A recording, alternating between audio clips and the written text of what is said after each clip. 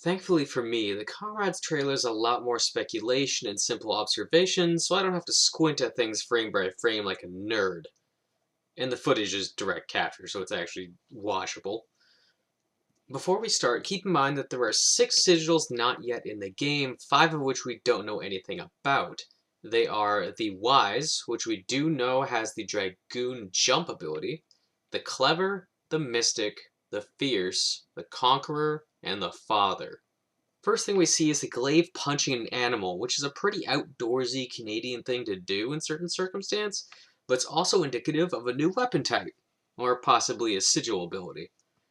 The glaive doesn't seem to be using any knuckle type weapons, so if it's a weapon, it might be used by having an empty slot, but that would be really bad because weapons give mega stats in Comrades, so you'd be gimping yourself in order to do cool punchy stuff. Otherwise, I'd guess it had something to do with the Fierce or Conqueror sigils. Next we see a black hole spell that I'm assuming is gravity because it looks like the gravity well special attack. Right after using it, the glaive uses Blizzard without swapping weapons, meaning gravity is some kind of sigil ability and replaces either the warp strike or curative magic. I doubt it's part of a weapon moveset, but I have zero justification for why. This is the really weird one. The glaive has a weapon swap animation, pulls out a crossbow and summons meteors. In the weapon swap, we can see 2 new weapon types, a weird flute thing and greatswords. More importantly, there are 3 colored scepters and a total of 8 weapons on the wheel. The scepters might be a new weapon type, and meteor might be a new crossbow attack, but I personally think the whole thing is part of a new sigil ability. For one, exactly 4 of the weapons are strangely colored.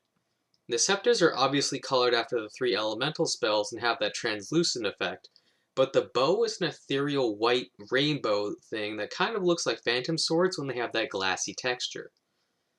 I'm guessing you activate the ability and let go of the button as the weapons spin on the one that you want to cast certain spells with? Or maybe there's just a sigil or something that gets you 8 weapon slots and the meteor spell is unrelated. I'd attribute this to the clever or mystic sigils, but probably the clever one if it's going to be a timing mechanic. Next they go through a bunch of weapons, nothing really special with the katana. The flute seems like a support class weapon, which would be nice because supports barely exist in Comrades, and the shuriken have a new move. I'm guessing this new move is probably a charge strike weapon ability, which would mean that every weapon class has a new move, which is awesome. Most importantly is the Kamehameha, or Aura Cannon if you want to be in lore. There's no weapon seen, so it's either a fist move, a new spell, or a sigil ability. I'm leaning against the latter personally, but for no real reason. The glaive bursts into fire, has the frozen patches on his body from a blizzard spell, and the beam has electrical particles, so I have no idea what that's about. The aura cannon is traditionally non-elemental. There's a whole host of new customization options which will please everyone, I'm sure, but there's nothing really to talk about, so moving on. You can feed Chocobos to monsters because you're a monster. Seriously, I don't know what this is about. Totemostro shouldn't exist because Alticia is like black as night, and everyone kind of moved over to Lestalem according to the lore, so yeah, I don't know. Did they build a new Colosseum? The Chocobros are finally here. Implementation of great swords coincides with this and Gladio, so since we can see Prompto in the background with a pistol, maybe that'll be a new weapon class for glaives too? And swords, as we see with Noctis? The Chocobros seem to maintain their unique gameplay, but can also use their faces to customize glaives, so if you wish, you might be able to get one of the bros with the glaive's playstyle.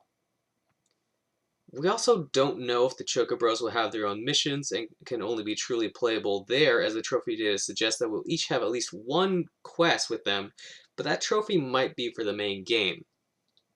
The Comrades update and the Royal Edition update both seem to be kind of trying to tie the main game and Comrades together and the end of the game together, so it's very confusing. This scene is also near the road up the hill overlooking Insomnia by Hammerhead, confirming along with some earlier footage and some later footage that we'll be going through all of Lead and down by Cape Kayam and at least a little into Insomnia itself.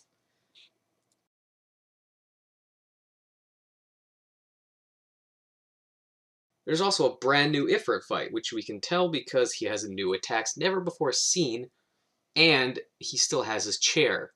The chair only shows up when Ifrit is summoned in the main game. It is not there beforehand, and it is not there after Bahamut comes. Meaning that the glaives either have to be going there earlier and summoning Ifrit themselves, or it's a non-canon fight and it's just for funsies, kind of like the Bahamut rematch. Either way is fine by me, but I'm not really sure how they'd work that in story. Yeah, not really sure at all. But I'm sure it'll be a fun fight. That's it for Final Fantasy XV Royal Edition and Comrades analysis. I am super excited. I don't know why I waited so long to make this video, considering it's like a week and change away from coming out, but, you know, I just wanted to make videos again. Hopefully you enjoyed this. I will be back soon, hopefully with some regularly scheduled content. And leave a comment. See if you found anything that I forgot or missed in general. Thanks for watching, everybody. See y'all next time. Bye!